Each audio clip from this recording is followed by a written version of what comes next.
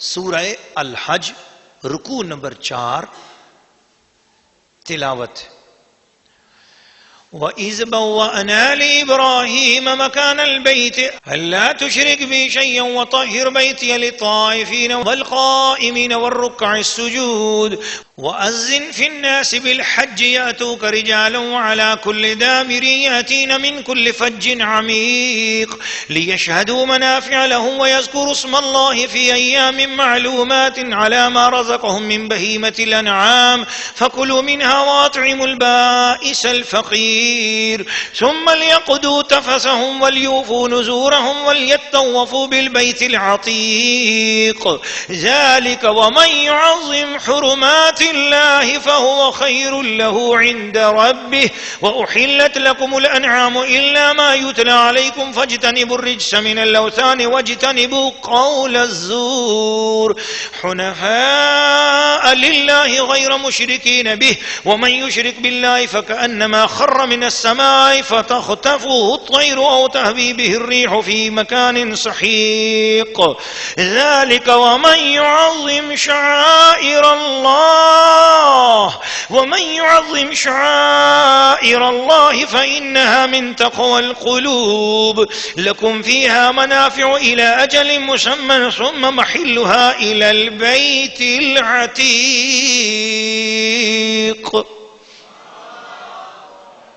سورہ الحج رکوع نمبر 4 ترجمہ کنز الایمان. اور جب کہ ہم نے ابراہیم کو اس گھر کا ٹھکانہ ٹھیک بتا دیا اور حکم دیا میرا کوئی شریک نہ کر اور میرا گھر ستھرا رکھ طواف والوں اور اعتکاف والوں اور رکوع سجدے والوں کے لیے، اور لوگوں میں حج کی عام ندا کر دے، وہ تیرے پاس حاضر ہوں گے پیادہ اور ہر دبلی اونٹنی پر کہ ہر دور کی راہ سے آتی ہیں، تاکہ وہ اپنا فائدہ پائیں اور اللہ کا نام لیں جانے ہوئے دنوں میں، اس پر کہ انہیں روزی دی بے زبان چوپائے تو ان میں سے خود کھاؤ اور مصیبت زدہ محتاج کو کھلاؤ، پھر اپنا میل کچیل اتاریں اور اپنی منتیں پوری کریں اور اس آزاد گھر کا طواف کریں. بات یہ ہے، اور جو اللہ کی حرمتوں کی تعظیم کرے تو وہ اس کے لیے اس کے رب کے یہاں بھلا ہے، اور تمہارے لیے حلال کیے گئے بے زبان چوپائے سوا ان کے جن کی ممانعت تم پر پڑی جاتی ہے تو دور ہو بتوں کی گندگی سے، اور بچو جھوٹ کی بات سے، بچو جھوٹی بات سے، ایک اللہ کے ہو کر کے اس کا ساجی کسی کو نہ کرو، اور جو اللہ کا شریک کرے وہ گویا گرا آسمان سے کہ پرندے اسے اچک لے جاتے ہیں یا ہوا اسے کسی دور جگہ پھینکتی ہے. بات یہ ہے، اور جو اللہ کے نشانوں کی تعظیم کرے تو یہ دلوں کی پرہیزگاری سے ہے. تمہارے لیے چوپایوں میں فائدے ہیں ایک مقررہ میعاد تک، پھر ان کا پہنچنا ہے اس آزاد گھر تک. سورہ الحج رکوع نمبر 4 تفسیر. اللہ کے محبوب پر اترنے والے قرآن کو بڑی محبت سے سننے والی خواتین اور بڑے ادب کے ساتھ سننے والے مردوں، ناظرین و ناظرات و سامعین و سامعات، خانہ کعبہ کی بات پچھلے رکوع میں چلی تھی، اس کے ادب کی بات، تو رب تعالیٰ نے اس کی ابتدا کا ذکر کیا کہ کیسے بنایا تھا، کیسے بنا تھا. دیکھو ناظرین و ناظرات، لوگ تو صرف یہ سوچتے ہیں کہ نبی کے میلاد کو کیوں بیان کرتے ہو. اللہ پاک نے قرآن مجید کے اندر نبیوں کے میلاد کا تذکرہ کیا، نبیوں کی ولادت کا بیان خود رب کریم نے فرمایا، یہ سنت الہیہ ہے. لیکن آج ایک نئے رنگ سے نئی بات، نیا پوائنٹ اور نیا نقطہ بھی یہ سوچو کہ اللہ نے اپنے گھر کی یعنی گھر کی بنیاد کا تذکرہ بھی کیا. بن گیا نا، بن گیا، اب کیا بار بار ذکر کرنا؟ نہ بار بار ذکر کیا. کہیں فرما رہا ہے وَإِذْ يَرْفَعُ إِبْرَاهِيمُ الْقَوَاعِدَ مِنَ الْبَيْتِ وَإِسْمَاعِيلُ.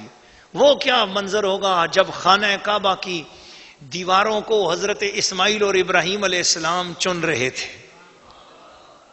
چنا گیا، بن چکا، لیکن بننے کے باوجود اس کی تعمیر، اس کی باتیں، اس کی یادیں بیان کی جا رہی ہیں. تم تو نبی کی یاد کی بات کر رہے ہو، میں تو اس گھر کی بھی یادوں کی بات کر رہا ہوں جس علاقے میں میرا محبوب پیدا ہوا ہے. میں تو اس کی بھی ابتدا کی باتیں کر رہا ہوں کہ وہ کیسے بنا تھا، اس کی کیسے ابتدا ہوئی تھی، کس طرح کا معاملہ ہوا تھا.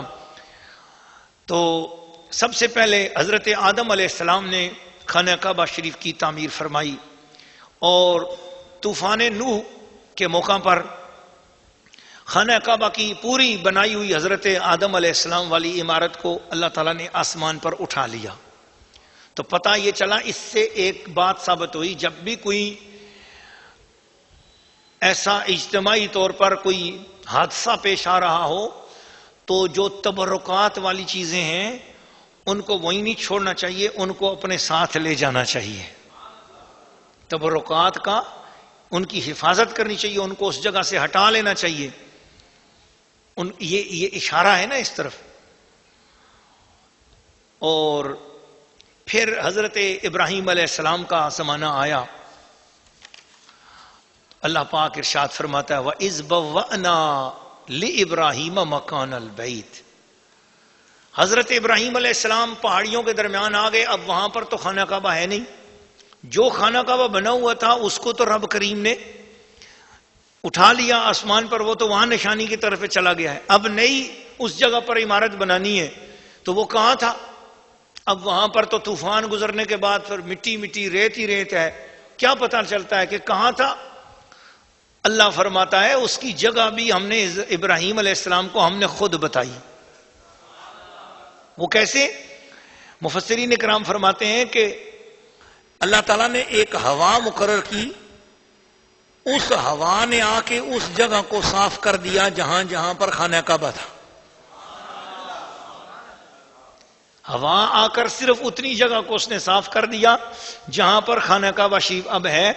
تو فرمایا یہ دیکھو، یہ جو جگہ صاف ستھری ہوئی ہے نا، بس اسی جگہ پر میرا خانہ کعبہ ہے، اسی جگہ پر بناؤ.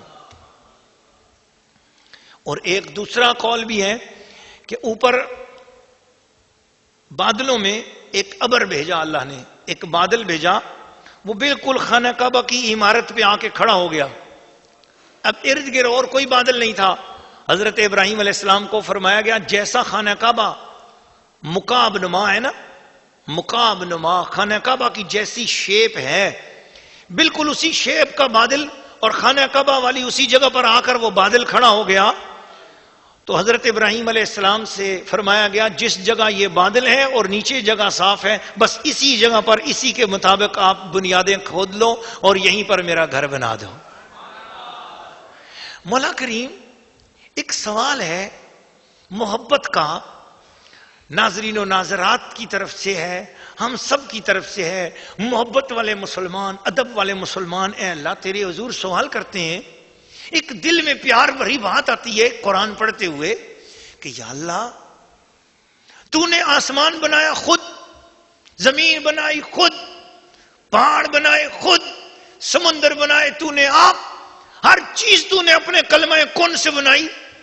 لیکن جہاں تیری عبادت، جہاں تیری توحید کی، جہاں تیرے حضور سجدہ ہونا تھا، جسے مسلمانوں کا قبلہ بنایا جانا تھا، جس نے مسلمانوں کا، ایمان والوں کا قیامت تک کے لیے کعبہ اور قبلہ بننا ہے، جس کی طرف رخ کر کے انہوں نے سجدہ کرنا ہے، وہ تو نے خود کیوں نہیں بنایا؟ وہ نبی کے ذریعے سے کیوں بنا رہا ہے؟ ایک دل میں بات آتی ہے. پہلے آدم کے ذریعے بنوایا، پھر ابراہیم کے ذریعے بنوایا، پھر محمد کے ذریعے اس کی تکمیل فرمائی. یا اللہ یہ کیا راز ہے؟ پیار دل میں ہو، ایمان یقین دل میں ہو، سچی توحید کا عقیدہ دل میں ہو، خود بخود جواب آ جاتا ہے وجدان کے اندر سے کہ لوگوں ہر چیز کو میں نے بنایا، وہ میری قدرت کی دلیلیں ہیں، جو وہ چاہوں جب چاہوں جیسے چاہوں بنا دوں، ہر چیز میں کن کہہ کر بنا دیتا ہوں، لیکن اپنا گھر نبی کے وسیلے سے بنایا تاکہ کائنات کے لوگ اس کے ارد گرد آئیں گے، طواف کریں گے، حج کریں گے، عمرے کریں گے، پھیرے لگائیں گے، سجدے کریں گے، عمرے کریں گے، حج کریں گے، پھیرے لگائیں گے، سجدے کریں گے، رکوع کریں گے، اس کی طرف منہ کر کے تلاوت کریں گے، اس کی طرف منہ کر کے میری تسبیحاں پڑھیں گے، تو وہ کہیں یہ نہ سمجھ جائیں کہ ہم خدا سے ڈائریکٹ ہو گئے ہیں۔ ہم ان کو بتانا چاہتے ہیں جتنی مرضی سجدے کر لو، یہ گھر میں نے بنایا ہے، اس کی بنیاد میں بھی نبی کا وسیلہ ہے، اس خانہ کعبہ کی تعمیر میں نبی کا وسیلہ ہے، تو تمہاری بندگیاں بھی رب کی بارگاہ میں جا رہی ہیں۔ تم توحید ڈائریکٹ والے نہیں ہو، تمہاری توحید وسیلے والی توحید ہے۔ تمہیں یہ کعبہ نبیوں کے ذریعے بنا کر بتا رہا ہوں کہ تم نے نبیوں کو بیکار نہ سمجھ لینا کہ بس نبیوں نے توحید کی بات پہنچا دی، اب نبی کا کیا کام، بس ہم اللہ کو مانتے ہیں، قیامت کو مان لیتے ہیں بس۔ ایسے لوگوں کا ذکر سورہ بقرہ کے شروع میں آیا، اللہ نے فرمایا انہوں نے یوں کہا تھا وَمِنَ النَّاسِ مَن يَقُولُ آمَنَّا بِاللَّهِ وَبِالْيَوْمِ الْآخِرِ وَمَا هُمْ بِمُؤْمِنِينَ۔ ایسے لوگ بھی ہیں جو یہ کہتے ہیں ہم اللہ پر ایمان لے آئے اور قیامت کے دن پر ایمان لے آئے، وَمَا هُمْ بِمُؤْمِنِينَ، وہ ایمان والے نہیں ہیں۔ کیوں؟ کہ وہ ڈائریکٹ اللہ پر ایمان ہے اور قیامت پر ایمان ہے اور نبی پر ایمان نہیں۔ میرے نبی کو چھوڑ رہے ہو؟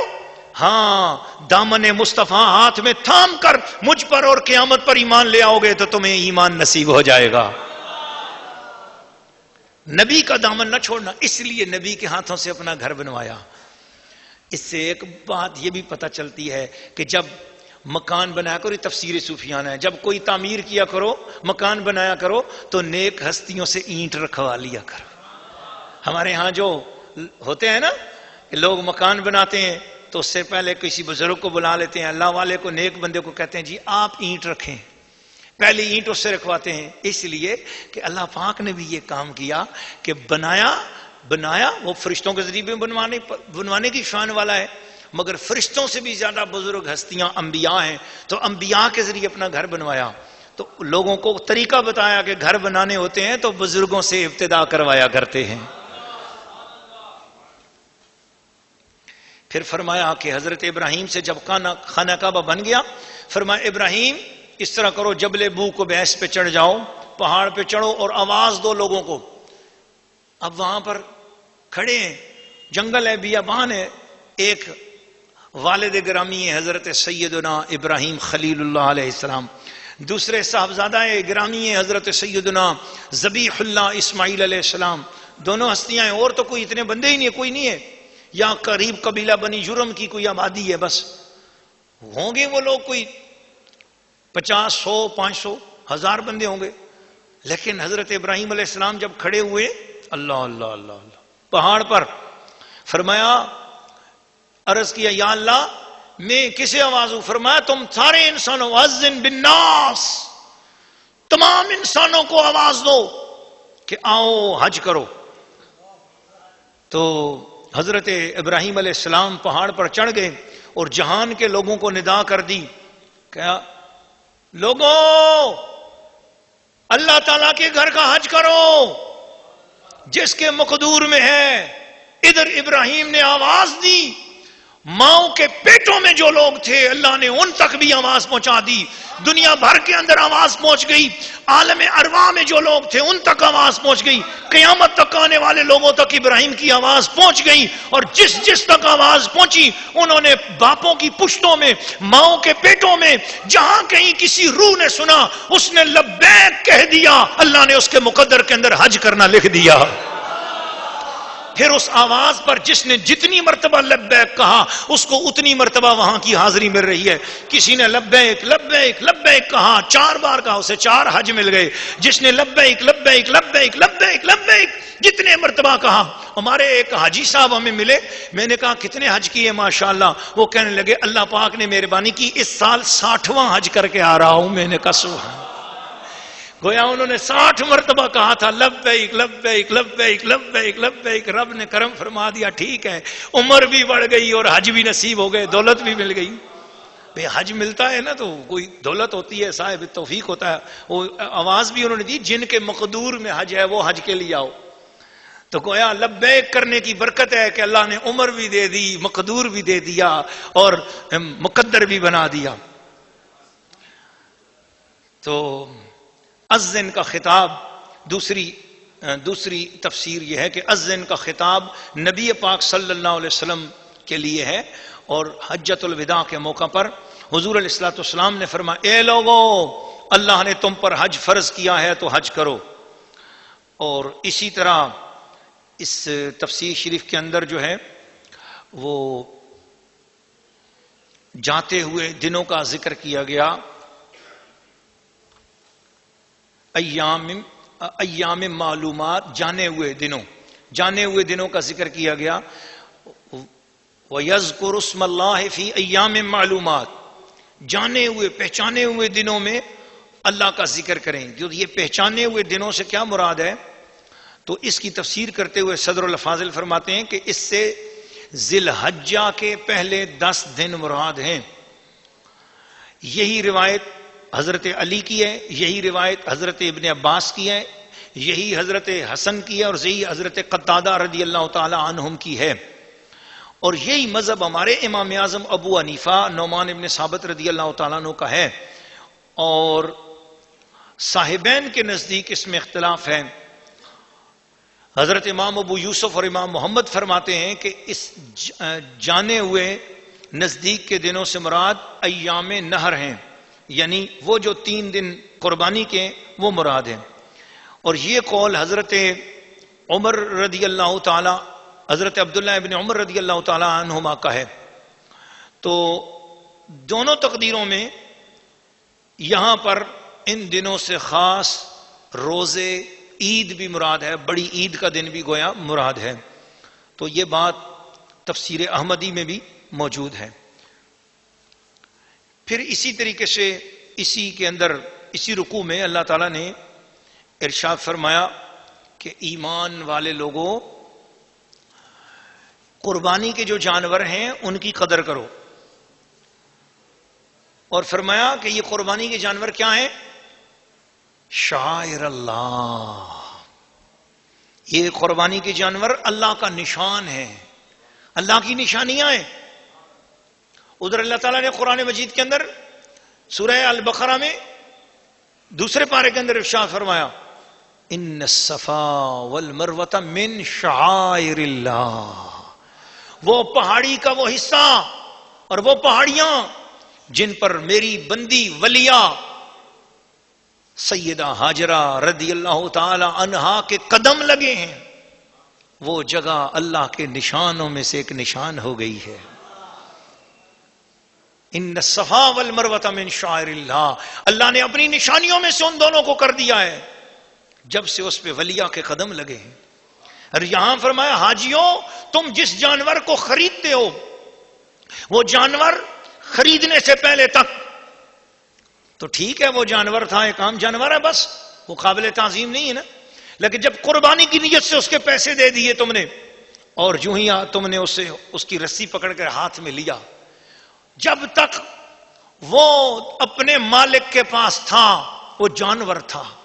لیکن جو ہی تم نے حج کی نیت سے، حج میں قربانی کی نیت سے اس جانور کو پکڑ لیا، اور وہ جانور جب تمہارے ہاتھ میں پہنچ گیا، اور جب تم نے اس جانور کو قربانی کی نیت سے لے لیا، اب وہ جانور اللہ کی نشانی بن گیا. تیری نیت میں کسی جانور کے لیے خیال آ جائے کہ یہ میں اللہ کے رستے میں قربان کروں گا، تو جس کی طرف دھیان کر دے کہ اسے اللہ کے رستے میں قربان کروں گا، تیرے اس جانور کو رب تعالیٰ اپنی نشانی قرار دے دیتا ہے. بھلا اس کا عالم کیا ہوگا کہ رب تعالیٰ آسمان سے ارشاد فرماتا ہے قد نرا تقلب وجہک فی السماء فاصبر محبوب فإنک بأعیننا، اے حبیب ہر وقت ہم تیری طرف ہی نظر کرتے رہتے ہیں. ارے تم جس جانور پہ نظر کرو وہ خدا کی نشانی بن جائے تو جس پر خدا ہر وقت نظر کرم فرماتا ہو اس کی شان کا عالم کیا ہوگا. تو اس سے ثابت ہوتا ہے کہ درجات اولیاء اللہ کے اور انبیاء میں بھی درجات ہیں، اور سب کا درجہ بدرجہ ہمیں ادب کرنا چاہیے اور تعظیم کرنی چاہیے. تو جب قربانی کے جانور کا ادب ہے تو پھر اولیاء اللہ کا ادب تو اس سے بھی زیادہ ہے. اللہ تعالی ہمیں ادب کی سنگتیں عطا فرمائے اور ادب کا رنگ نصیب فرمائے.